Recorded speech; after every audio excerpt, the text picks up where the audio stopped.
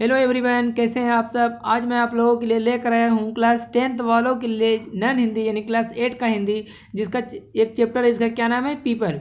इससे रिलेटेड जो objective exam में पूछ चुका है और जो पूछा जा सकता है, दोनों को जो है ना मिला करके इस वीडियो में रखा गया है, ताकि आप इस बार जो एग्ज़ाम देने वाले हैं आप बेहतर कर पाएँ। ठीक है, तो चलिए ज़्यादा आपका टाइम ना लेते हुए हम लोग वीडियो को जो है ना आगे बढ़ाते हैं। तो हम लोगों का पहला जो ऑब्जेक्टिव क्वेश्चन है, क्या है, पीपल शीर्षक कविता के केंद्र में क्या है। तो पीपल जो शीर्षक कविता है, यानी शीर्षक जो नाम है उसका, यानी कि मैं कहने का मतलब होगा जो पीपल जो कविता है वो एक मेन पार्ट का नाम हुआ। उसमें जो है ना केंद्र में क्या है, उसके बीच में सबसे ज़्यादा किसका वर्णन है। तो ऑप्शन नंबर ए है आपका प्राचीन पीपल वृक्ष, ऑप्शन नंबर बी है आम्र वृक्ष, तीसरा ऑप्शन है सी नंबर नीम वृक्ष, और डी नंबर ऑप्शन है आपका वड़ वृक्ष। तो पीपल शीर्षक कविता के केंद्र में जो है ना प्राचीन पीपल वृक्ष है। ठीक है, यानी बहुत पुराना। तो क्या हो जाएगा हम लोग का ऑप्शन नंबर ए राइट आंसर हो जाएगा। अगला क्वेश्चन हम लोग का है 2 नंबर, कमल की कोमल डंठल को कहते हैं, यानी तना को क्या कहते हैं। कमल जो फूल होता है उसका जो डंटी होता है ना, मतलब जिसको तना बोलते हैं हम लोग, डंठल उसको बोला जाता है, उसको हम लोग क्या बोलते हैं, क्या नाम से बोला गया इसमें। तो ऑप्शन नंबर ए आपका मृणाल, ऑप्शन नंबर बी आपका मराल, ऑप्शन नंबर सी आपका तमाल, और ऑप्शन नंबर डी आपका फुनगी। तो कमल की कोमल डंठल को जो क्या बोला गया इसमें, मृणाल बोला गया, और कि दूसरा नंबर क्वेश्चन का ऑप्शन नंबर ए क्या हो जाएगा, राइट आंसर हो जाएगा। अगला क्वेश्चन हम लोग का देख सकते हैं, क्या है, तीसरा नंबर, पावस की फुहार पड़ने पर किसके सितार बज उठते हैं। यानी पावस जिसको बोला गया है बारिश को, ठीक है, यानी वर्षा की फुहार पड़ने पर किसके सितार बज उठते हैं। तो ऑप्शन नंबर ए है आपका जो है योगी के, ऑप्शन नंबर बी आपका साधु के, ऑप्शन नंबर सी है पंछी के, ऑप्शन नंबर डी है नर्तकी के। तो किसके सितार बजने लगते हैं, तो तीसरा नंबर यानी पंछी के, इसका क्या हो जाएगा, राइट आंसर हो जाएगा। ठीक है, तो चलिए हम लोग देखते हैं चौथा नंबर क्वेश्चन क्या है हम लोगों का। आपको क्लियर दिख रहा होगा, अगर दिखने में कोई प्रॉब्लम हो तो कमेंट कीजिएगा। ठीक है, तो चौथा नंबर क्वेश्चन हम लोगों का क्या है, पीपल के किस भाग में पंछी और गिलहरियां के घर है। तो पीपल के किस भाग में, यानी जो पीपल का जो पेड़ है वहाँ पर जो पंछी यानी कि पक्षी और गिलहरी जो रहते हैं वो पेड़ के किस भाग में रहते हैं। ठीक है, तो उसका नाम पूछा गया है। तो ऑप्शन नंबर ए आपका फुनगी पर, ऑप्शन नंबर बी है आपका तने पर, ऑप्शन नंबर सी आपका कोटर में, और ऑप्शन नंबर डी आपका जड़ में। तो देखिए मैं आपको पहले समझा देता हूँ, पीपल हो या कोई सा भी पेड़ हो, उसके जो बीच में मतलब कहीं पे भी खोल टाइप का होता है ना अंदर धंसा हुआ, तो उसी में जो मतलब पक्षी या गिलहरियाँ जो रहते हैं उसको इस कविता जो पोएम है कि पीपल, उसमें उसको कोटर कहा जाता है। ठीक है, कोटर बोला गया है। तो कहीं भी पेड़ में जो हो मतलब होल टाइप का होता है उसको क्या बोला जाता है, कोटर। कोटर। तो पीपल जो है, पीपल के किस भाग में पक्षी यानी पंछी और गिलहरियां रहती है, इनके घर हैं, तो उसका राइट आंसर क्या हो जाएगा, कोटर। यानी कि चौथा नंबर क्वेश्चन का ऑप्शन नंबर सी क्या हो जाएगा, राइट आंसर हो जाएगा। ये क्वेश्चन इंपॉर्टेंट था, देख सकते हैं एग्जाम में पूछा गया है। ठीक है, तो इसलिए आप इसको बेहतर तरीके से याद कर लीजिएगा। अगला क्वेश्चन हम लोगों का है, जल के ऊपर उठता मृणाल, ठीक है, फुनगी पर खिलता कमल लाल, पंक्ति किस कविता से है। तो ये जो लाइन जो लिखा गया ये किस कविता का। तो ऑप्शन नंबर है आपका पीपल, ऑप्शन नंबर बी है बच्चे की दुआ, ऑप्शन नंबर सी है झांसी की रानी, और ऑप्शन नंबर डी आपका कर्मवीर। तो ये जो लाइन लिखा गया वो पीपल कविता का है, किसका है, पीपल कविता का। तो ऑप्शन नंबर ए क्या हो जाएगा आपका, राइट आंसर हो जाएगा। अगला क्वेश्चन 6 नंबर देख सकते हैं हम लोग का, क्या है, छायावादी कविता की उल्लेखनीय विशेषता है। छायावादी जो कविता है उसका उल्लेखनीय विशेषता क्या है, इन्हें वो किसका उल्लेख करते हैं। तो ऑप्शन नंबर है आपका प्रकृति चित्रण, ऑप्शन नंबर बी आपको यथार्थ चित्रण, और ऑप्शन नंबर सी है श्रमिक वर्ग की वकालत, और ऑप्शन नंबर डी है वसंत ऋतु की विशेषता।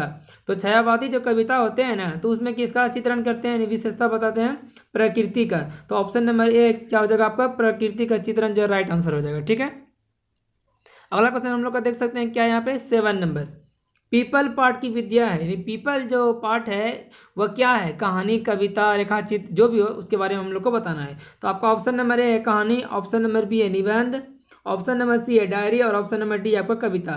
तो पीपल जो पाठ की विद्या है वो क्या है, कविता है। तो ऑप्शन नंबर डी आपका क्या हो जाएगा, राइट आंसर हो जाएगा। ठीक है, अगला क्वेश्चन हम लोग का क्या है, यहाँ पे देख सकते हैं 8 नंबर है, कवि के अनुसार पीपल के पत्ते का आकार है। तो कवि के अनुसार जो उसमें जो कविता जो लिखे हैं जिस कवि ने, उसके अनुसार पीपल के पत्ते का आकार कैसा बताया गया है। ये क्वेश्चन इंपॉर्टेंट है और पूछा भी गया है। ठीक है, ऑप्शन नंबर ए आपका गोल, ऑप्शन नंबर बी है आपका लंबा, ऑप्शन नंबर सी है त्रिकोण, ऑप्शन नंबर डी है पतला। तो कवि के अनुसार पीपल के पत्ते का आकार क्या है, गोल है। ऑप्शन नंबर ए आपका क्या हो जाएगा, राइट आंसर। अगला क्वेश्चन हम लोग का देख सकते हैं, क्या यहाँ पे, निर्झर के पास निर्झर के पास पीपल सुनता रहता कल कल छल छल, यह पंक्ति किसके द्वारा रचित है? तो ये निर्झर मतलब होता है झरना टाइप का, ठीक है, नदी। तो जिन कि निर्झर के पास पीपल जो सुनता रहता है क्या चीज, कल कल छल छल, यह पंक्ति जो है किसके द्वारा रचा गया, यानी कि इसके लेखक कौन है, इसे लिखने वाले कौन है? तो आपका ऑप्शन नंबर ए है Gopal Singh Nepali, option number B है आपका Ramdhari Singh Dinkar, option number C है आपका नरोत्तम दास, और ऑप्शन नंबर डी है आपका सूर्यकांत त्रिपाठी निराला। तो देखिए ये जो मतलब कि इन्वर्टेड कॉमा लगा के रखते हैं ना, इसका मतलब है कि गोपाल सिंह नेपाली भी इसका नाम है, गोपाल सिंह भी इसके नाम से जानते हैं और नेपाली के नाम से भी जानते हैं। यहाँ पर जो है रामधारी सिंह दिनकर, तो रामधारी सिंह भी एक नाम है और दिनकर भी उसी मतलब उसी से रिलेटेड है, उसी का नाम है। सूर्यकांत त्रिपाठी निराला, इसको निराला के नाम से भी जानते हैं और सूर्यकांत त्रिपाठी के भी नाम से जानते हैं। तो इसको जो है ना आप किसी भी कन्फ्यूजन में मतलब नहीं रहिएगा, उसको पूरा नाम आप लोग जो है याद रखिएगा।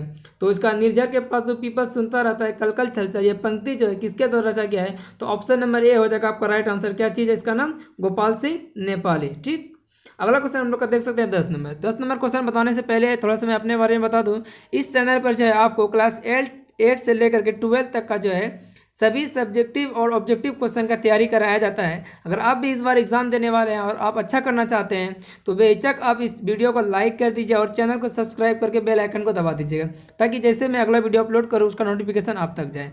आपको वीडियो कैसा लग रहा है कॉमेंट करके जरूर बताइएगा। अगर किसी भी तरह का प्रॉब्लम हो तो आप कमेंट कीजिएगा, उसका भी मैं जरूर रिप्लाई करूँगा। अगला क्वेश्चन हम लोग का है 10 नंबर, पीपल कविता के रचयिता कौन है? पीपल जो है क्या है, एक कविता है, इसके रचयिता इसको लेखक कौन है? ठीक है, तो ऑप्शन नंबर ए है Mohammad Iqbal, option number B है दिनकर, ऑप्शन नंबर सी है गोपाल सिंह नेपाली, और ऑप्शन नंबर डी है आपका अरुण कमल। तो ये पीपल के जो कविता है इसके लेखक कौन है? गोपाल सिंह नेपाली, यानी गोपाल सिंह नेपाली द्वारा जो है पीपल कविता को रचा गया, यानी कि उसको लिखा गया है। अगला क्वेश्चन हम लोग का देख सकते हैं क्या, 11 नंबर।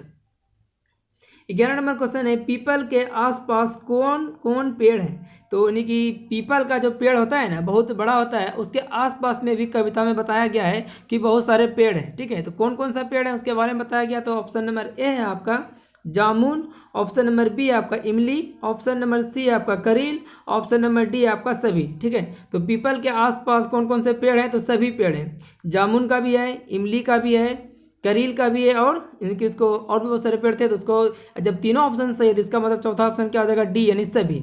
ठीक है, अगला क्वेश्चन हम लोग का देखते हैं क्या है यहाँ पर 12 नंबर। इंपॉर्टेंट क्वेश्चन है, एग्जाम में पूछा गया है। प्रकृति चित्रण डैश, ठीक है, कविता की उल्लेखनीय विशेषता है। तो प्रकृति चित्रण जो होता है ना, किस कविता, उनकी कविता जो उल्लेखनीय विशेषता है किसका? तो ऑप्शन नंबर ए है प्रगतिवादी, ऑप्शन नंबर बी है प्रयोगवादी, ऑप्शन नंबर सी है छायावादी, और ऑप्शन नंबर डी आपका रीतिकालीन। तो छायावादी कविता इसका राइट आंसर हो जाएगा। छायावादी कविता जो होता है ना, प्रकृति चित्रण कविता का जो उल्लेखनीय होता है। कहने का मतलब हो गया छायावादी जो कवि होते हैं ना वो प्रकृति का चित्रण करते हैं, ठीक है, नहीं प्रकृति के बारे में बताते हैं बेहतर तरीके से। ये इंपॉर्टेंट क्वेश्चन है, एग्जाम में पूछा गया, आप लोग इसको याद कर लीजिएगा। अगला क्वेश्चन हम लोग का देख सकते हैं, किसके पास खड़ा हो पीपल कल कल छल छल सुनता रहता है। यानी कि पीपल का जो पेड़ है कहीं पर तो खड़ा है, मतलब कहीं पर अपने टिका हुआ है, तो किसके पास, वही पूछा गया किसके पास खड़ा होकर के जो सुनते रहता है कल कल छल छल। ठीक है, तो ऑप्शन नंबर ए आपका नदी, ऑप्शन नंबर बी है निर्झर, ऑप्शन नंबर सी है पहाड़, और ऑप्शन नंबर डी आपका वन।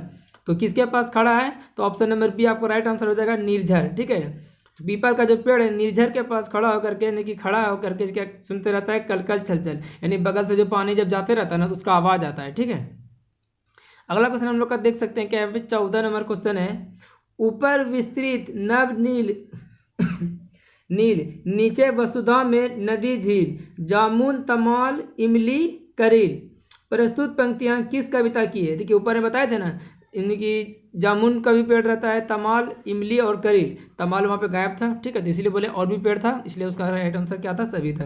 प्रस्तुत पंक्तियां किस कविता की, यानी यह जो पंक्ति है जो लाइन है वो किस कविता का है? ऑप्शन नंबर ए है आपका कर्मवीर, ऑप्शन नंबर बी है आपका बच्चे की दुआ, ऑप्शन नंबर सी है आपका पीपल, और ऑप्शन नंबर डी आपका खुशबू रचते हैं हाथ। ठीक है, तो ये जो लाइन लिखा गया है ना वो पीपल कविता का है। किसका है?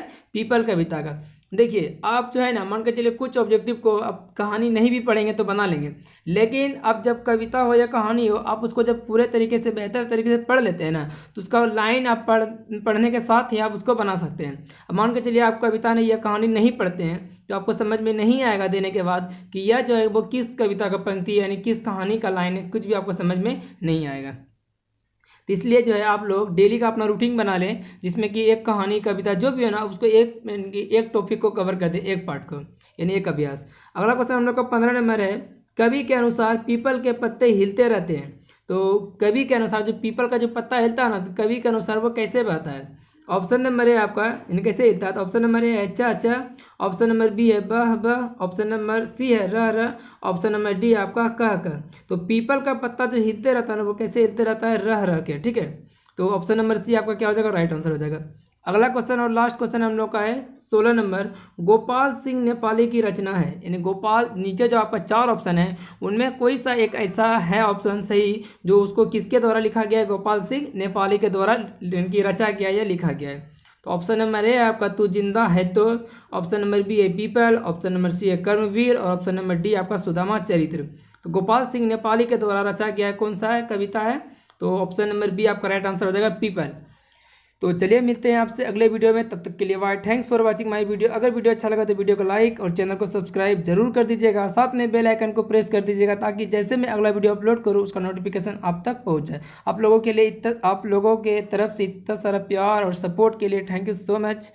आप लोग बेहतर तरीके से पढ़ाई करें, किसी भी तरह का टेंशन ना लें, अभी भी बहुत वक्त है आपके पास, आप बेहतर कर सकते हैं। बस जुनून होना चाहिए आपके अंदर कि हाँ हमें ये करना है, ये कर दिखाना है। आपके अंदर अगर ये चीज़ है कि हाँ हम कर सकते हैं, तो आप बिलीव मानिए, believe in your self, you can do it. आप कर सकते हैं।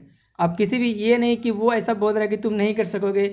किसी के अंदर में क्या क्षमता है ये दूसरा कोई नहीं जानता है, सिर्फ आप जानते हैं। आपके अंदर अगर ऐसा है कि हाँ कर सकते हैं, तो आप बिलीव कीजिए अपने ऊपर, आप कर सकते हैं। आप मेहनत करें और अपने आप को इम्प्रूव करके दिखाएं कि हाँ हम सही हैं और हम कर सकते हैं। तो चलिए मिलते हैं आपसे अगले वीडियो में, तब तक के लिए bye. Thanks for watching my video.